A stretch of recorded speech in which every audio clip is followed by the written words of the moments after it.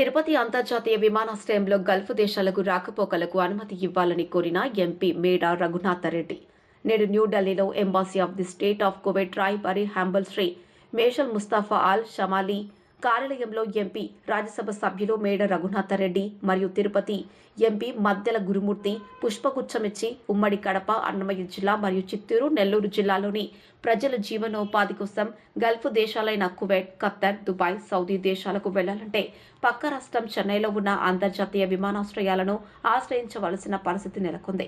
చెన్నై వెళ్లాలంటే అధిక ఖర్చు మరియు ఏపీ వాహనాలు తమిళనాడు రాష్ట్రంలో ప్రవేశించగానే ఇబ్బందికరమైన ప్రయాణంతో చెన్నై అంతర్జాతీయ విమానాశ్రయానికి సమయానికి చేరుకోలేని పరిస్థితి.